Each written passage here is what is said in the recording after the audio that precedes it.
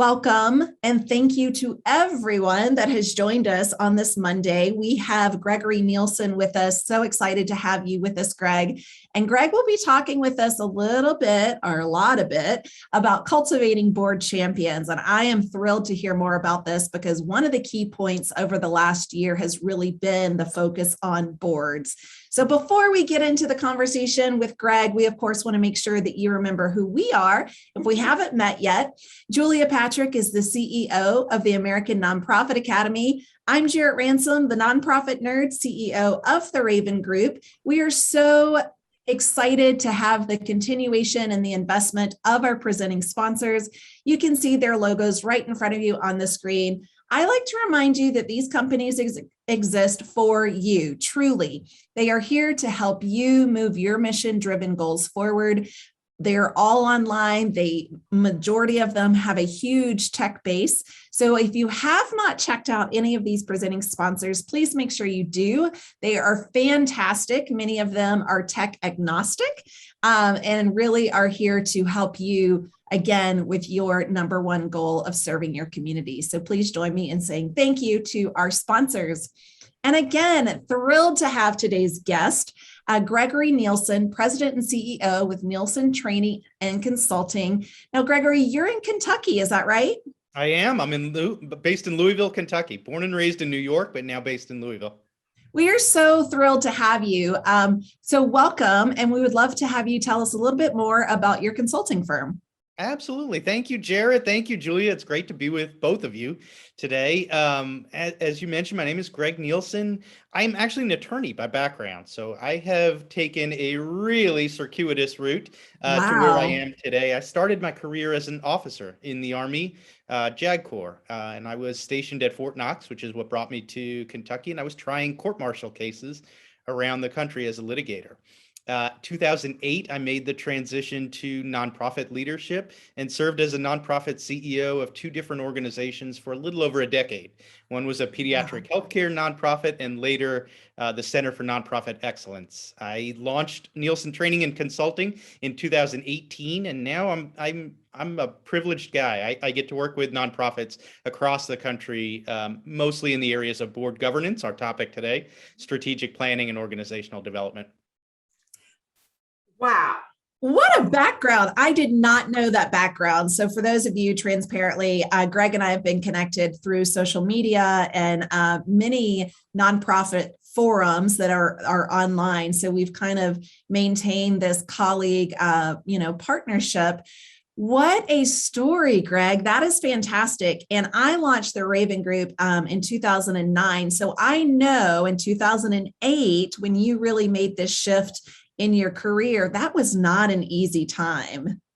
My goodness, it was crazy. As you know, I had no nonprofit experience at the time. It was 2008, taking over as a first-time executive director. I had 3 board members in that organization, and the board met quarterly. So if you want, if you're thinking about a segue to our topic today, let's try and go fundraise with a lawyer at the helm who has never raised a dollar in his life.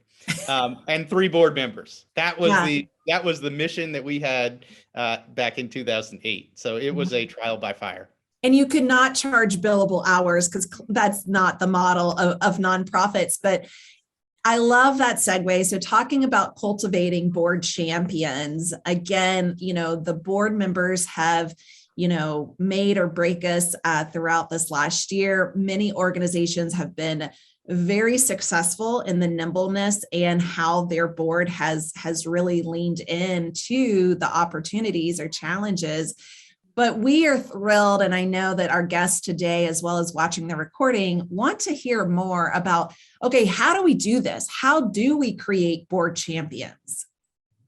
So I think where I usually start with a group is, and particularly if you're doing this in a board meeting or at a board retreat, is close your eyes and think about the best team that you've ever been a part of.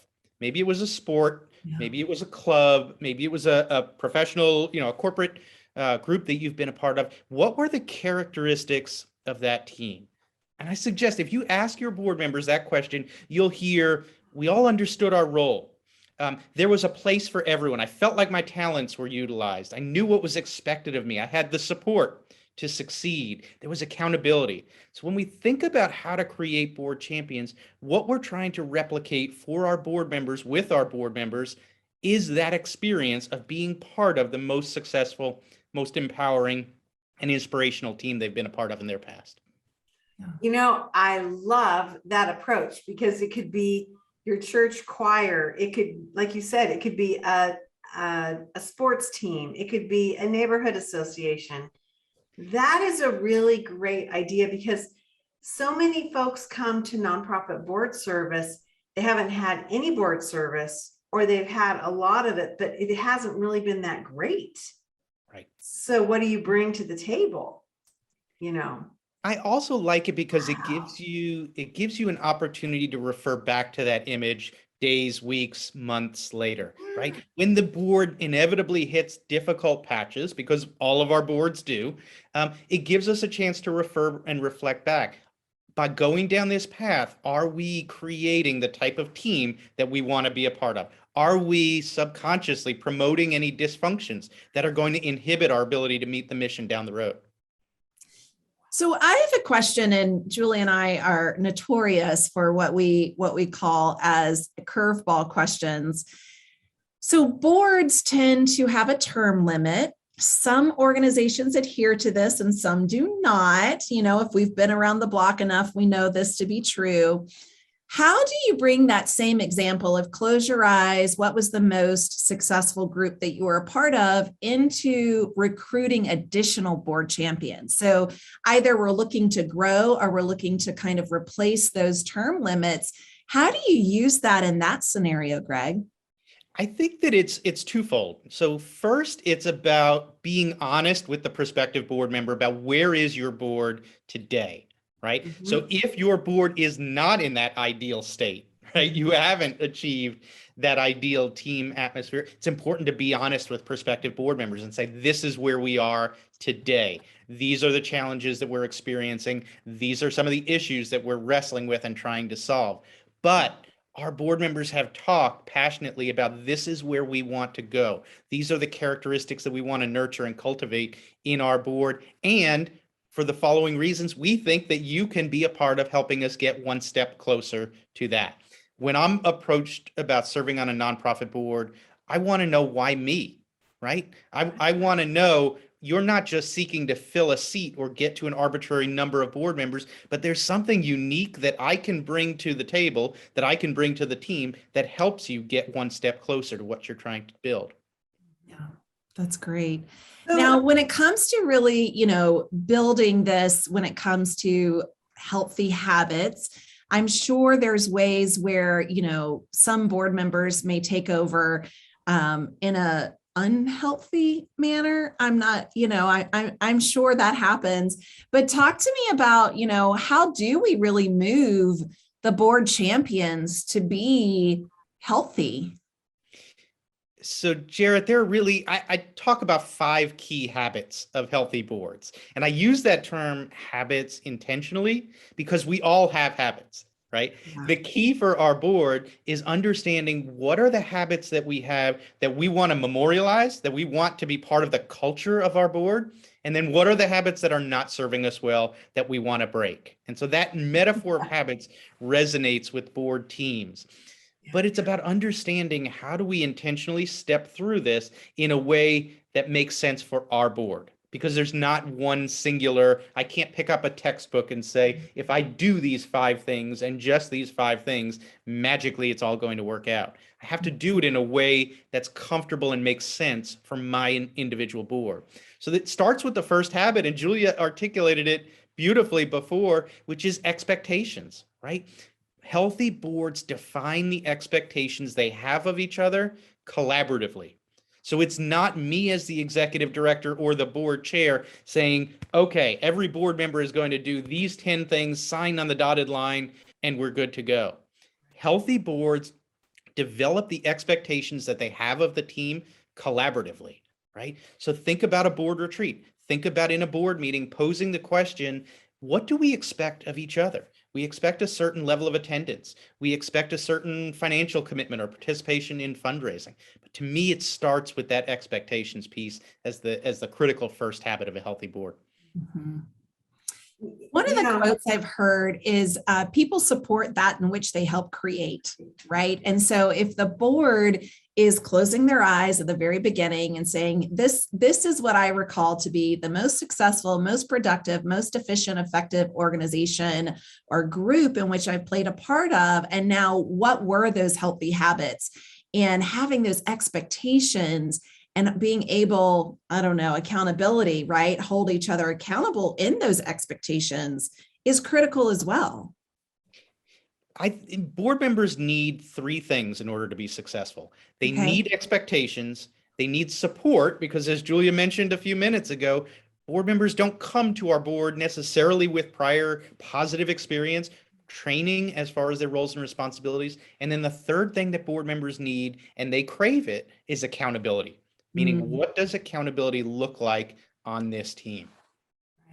You know, I often think that, when you go onto a board, you're excited, you're flattered, you're called to a mission, you want to stretch, all these things. And I really do believe, and maybe it's a Pollyanna approach, but that people want to succeed, that they want to do well.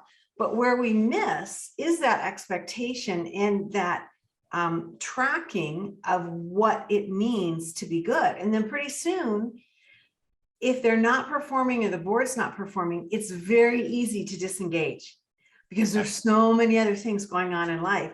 And rather than keep up, keep in the fight, so to speak, it's just so easy to pull away. And so for me, if you don't start out with that expectation setting and measuring, you just are going to get so far behind. It's going to be really hard to pivot, it seems like, unless there's a total crisis. And oftentimes when I've been on boards where that's occurred, you have a sloughing off. You automatically have people that leave and say, yeah, I can't do it. Julia, that's a great point, and it leads right into the second habit of healthy boards, which is recruiting meticulously. Right? We alluded to it a few minutes ago when we said we don't want to just fill seats on the board, but thinking through, healthy boards are able to articulate who's on the team. What are the skills, talents, perspectives that we have represented today? Where might we have gaps? And then have a specific intentional recruiting plan to fill some of those gaps. And that includes everything from skills and talents all the way to diversity of thought, diversity defined as broadly as the team chooses to. Okay, so now you've really gotten me thinking here. What's the next healthy habit that we need to have? Orientation. Right? If you look at the data, and it's backed up by talking to board members, the single most important attribute that a lot of our organizations overlook is a really thoughtful orientation process. How many times do we see the binder approach, right? Here is our new board member, hand them the binder with the bylaws and the last 12 board meeting minutes and expect them to be great. Right? What we know from talking to board members is that without a thoughtful orientation, it takes the average board member 9 to 12 months before they feel comfortable making a contribution to the board. Right? A thoughtful orientation program can cut that amount of time by 75%. Right? Because if I know what's expected of me, if I've had a thoughtful orientation where I've had an opportunity to sit down with the executive director, I've had an opportunity to sit down with the board chair, I've had an opportunity to meet the staff and see the programs for myself, I immediately feel like I'm part of the team. I feel like I know how I can make a contribution. Right, and you can engage. Yes. Yes. 9 to 12 months. That was a shock to me.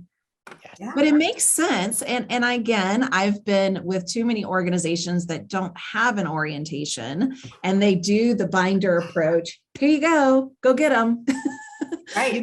Jared, it's intuitive, right? If we were to start, think about for our board members, their 9 to 5, Monday to Friday job, right? If they started that job and no one gave them any orientation, they didn't have expectations, they didn't have support, they didn't have a thoughtful orientation, how long do we think it would take them to excel as a lawyer, as a doctor, as an engineer, whatever career path they were in? It really is no different when we think about our board members. Wow. Okay, so now healthy habit number 4. Number 4 is we get down to this is where the rubber meets the road, right? Healthy habits need to be able to govern effectively. And this is where we can see a lot of customization and individuality. How often does the board meet? What's a comfortable meeting frequency? What about the board meeting length? I've seen some board meetings that were super effective at an hour, other board meetings that go longer or shorter. What about the use of committees? Is that going to be an effective tool for governance?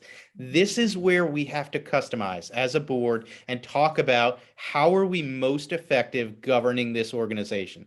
Let's resist the black and white approach of we have to have committees or we have to meet this often or this frequently or for this length of time. And let's talk as a team about, in order to get the job done, in order to be effective and be a great team together, what does that look like for us? Now, Greg, does that stay the same, or are we also amenable to seeing how that might change over time, depending on what is, in our atmosphere? I'm a huge proponent for having that be changeable. Right? Great. The composition of our boards change. Yeah. It's unreasonable and unrealistic to think that the exact same way that we govern with our board 5 years ago is the exact same way to govern today. We have a different list of challenges. We have a different mixture of personalities and leadership and communication styles, and the world is changing, right? If the past 2 years have taught us nothing else, think about if we tried to govern our nonprofits the exact same way now as we did, 3 years ago, right? Things have just changed. A lot of us are on Zoom. A lot of us are meeting virtually. It has altered the way we can govern our organizations, the way we put our teams together, really. Yeah. Well, and Jarrett and I talk about this all the time, but, we are huge fangirls of board portals. And for so many organizations, just that technological engagement has been new and was probably pushed by the pandemic because it was such an innovative and evolving thing. So I've got to believe you're seeing more and more of that in the governance issue.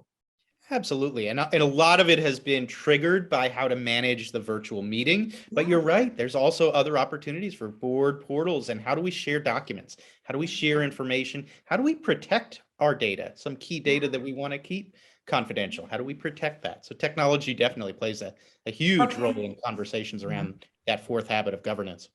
So, okay, drum roll. Number 5. The final one is the one that is most overlooked by nonprofit organizations. So really hit the drum roll right now, and it's evaluation. Oh, right? good. In any healthy team, what do healthy teams do? Think about a sports team. We're in the middle of football season right now. What do coaches do at the end of every game? They sit down, they watch film, they evaluate. What did we do that went well? What did we do that we want to improve next time out? Boards are the exact same thing. It is so healthy and such a great habit for boards to hold a mirror up to themselves and their own performance. And reflect and say, where have we succeeded as a board team? Where do we still have challenges? And perhaps most importantly, one of my favorite aspects of evaluation is it allows boards to set priorities. When I ask boards, what do you want to do in the coming year? Or what do you want to improve? I always worry when I hear a lot of general answers. We want to be more engaged. We want to raise more money. We want to be a better board. It's hard to know what that means if I'm a board member. Instead, evaluation helps us know, okay, our 3 priorities for the next 6 months, 9 months, 12 months are X, Y, and Z. And this is what we think we can accomplish in that time frame. So again, evaluation and being able to course correct is a wonderful habit for healthy boards. That is a huge nugget. I love that 5th one. It was well worth the drum roll because I know there's been, again, and everyone said it, but over these last 18 months, there's been a lot of changes. There continue to be a lot of changes. So being able to course correct having to refocus or shift really, like, what is it that we want to do in the next 6, 9, 12 months? And how do we get the buy-in to be as effective as we possibly can? That is a wonderful, wonderful, healthy habit tip. And you're going to talk to us about, when these champions do get together and they're healthy and they're hitting these 5 healthy habits, and maybe they're ready to really look at, translating bold visions into reality. What does that look like in a healthy organization with a healthy board? It starts with having a strategy that we all believe in, that we can be a part of, and that we can envision for the future. As a board member, I have to have a piece of ownership in that. I want to be, play that critical role in strategic visioning to identify what is our vision for the future, 1 year, 2 years, 3 years, whatever your time period is. And then how do we all fit together? Where do the puzzle pieces fit together? What resources do we need? What challenges do we anticipate? And how can I, as a board member, play the most important role possible to help advance that vision? Right? So it's about understanding what is our strategy, ensuring the organization has a bold strategic plan in place that's realistic, that's feasible, that takes into account challenges and resources needed, and then understand how do we take that plan and how do we flip the switch into implementation? Because what we know is we see a lot of nonprofit organizations, I was certainly part of some in the past, right, that have great strategic plans, but we don't know, what do we do on day one? How do we begin? How do we take those first initial steps to translate that strategy into action, into implementation? It's almost like your welcome board book. So many organizations I see, they work on these strategic plans that are just tomes, and then it goes into a book and here it is. And then it sits on that shelf until it's like, oh no, the year's coming to an end. We better get out that book and see where we are. So how do you take that hard work and all that thought leadership and keep it front of mind? So the strategic plan document, just like board development, is a living, breathing document, right? There's a lot of great parallels between strategic plans and board development. And what we know is that just like strategic plans need to be kept a part of every single board meeting. So why are we having this report on this particular topic, taking board time on this discussion? Because it applies to pillar number 1 of our strategic plan. Board development is the same thing. Sometimes the temptation in developing board champions is to do it once a year, the checklist approach, right? Right. Let's have a board retreat. We'll do a presentation about roles and responsibilities, and then we'll check the box that we have developed our board team for the year. What we know from healthy nonprofits is that board professional development is the same as our staff professional development. I used to love, as a nonprofit executive, that role, that critical role that I played in making sure that our staff had the training and support and development resources necessary. It's the same with our board members. What are we doing at this meeting this month to improve the skills, talents, make our board members one step more comfortable in their role, right? So rather than thinking of it as a one-time event, think about board professional development as an ongoing process. I love that you said that. I couldn't agree more. And one of the things I cannot help to hear, Greg, is potentially how transferable these healthy habits, creating these board champions, transfer into the committee work, into staff, into maybe a young nonprofit professionals group. So it seems to me that many of these wonderful nuggets and ahas that you've shared with us today about cultivating these board champions is really transferable throughout the culture of the organization. Am I seeing that right? And you just used the critical word of culture.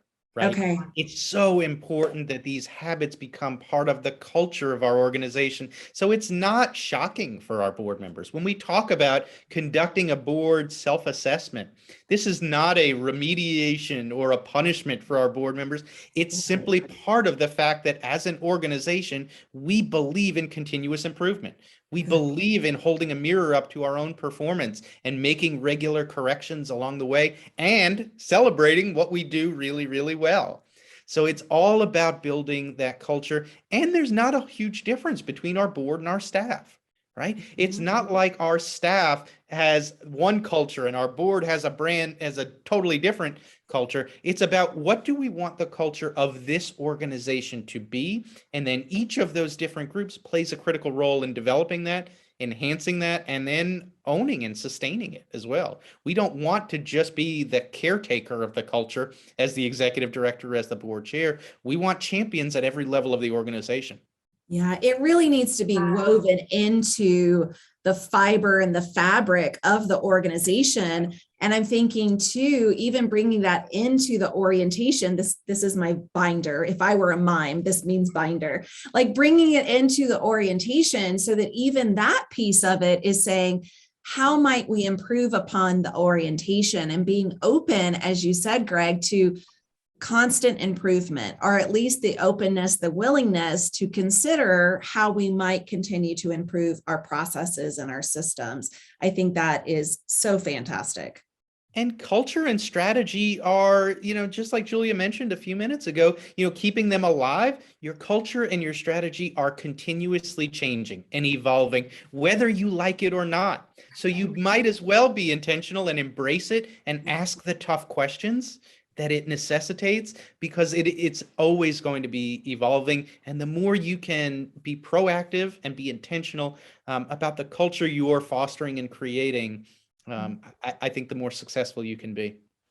It's so fascinating. It's hard to believe our time is almost up today, but I would say in almost 400 episodes, you're one of the very few thought leaders we've had on that has drawn a direct parallel between the culture of your staff and the culture of your board. So often we separate those two and we get all focused on one or the other, and we don't pull them across. And so I love that you said this, because I think, to Jarrett, you made this comment, if you have that healthy habit, those habits moving across to both sides, the organization's going to be better for it.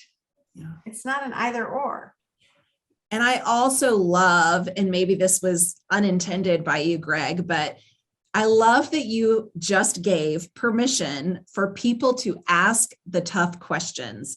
And I would love to echo that and say, and please don't wait 9 to 12 months if you're a new board member. Hopefully that orientation will help, but I love that, because I do think that often those tough questions, they're tough. That it's exactly what they are. And as a fiduciary agent of the organization, right, it is your duty, it is your obligation, it is your right. And you've heard it now from perhaps a non-practicing attorney, but one that has definitely served that role. I don't want to endorse that as a legal statement, but yeah. Well, hey, this has been amazing. And it sounds to me like we can all use some of Gregory Nielsen's information and wisdom. Here's his information. Check out Nielsen Consultants. Really important. Jarrett and I, from day one, we've been all about training. We really believe this. And it's been so fabulous, Greg, to have you on talking about that. That you come from this really august institution of JAG. Is really, it was JAG, right? Yes. Yeah, yes. I mean, it's just really impressive. And so we are just so thrilled to have had you and your wisdom on. I have to tell you, I did not know all this before you came on. I just thought you were another great consultant. So that's even better, huh? Yeah. Hey, I'm Julia Patrick. I've been joined by my sidekick, the nonprofit nerd herself, Jarrett Ransom, CEO of the Raven Group. Again, we want to thank all of our presenting sponsors. Without you, we would not be here. Wow, another great way to kick off the week, don't you think, Jarrett? I love it. I mean, no pressure, Greg, but you definitely hit a home run. our room, our virtual room was packed because clearly this is a topic that our, sector friends really need to focus on. They want to learn more about. So thank you to you, Greg, and thank you to our sponsors that have allowed us this conversation today. It's been wonderful. Hey, everybody, as we end this day and we launch into a new week, we want to remind everyone to stay well so you can do well. We'll see you back here tomorrow. Thanks, Greg.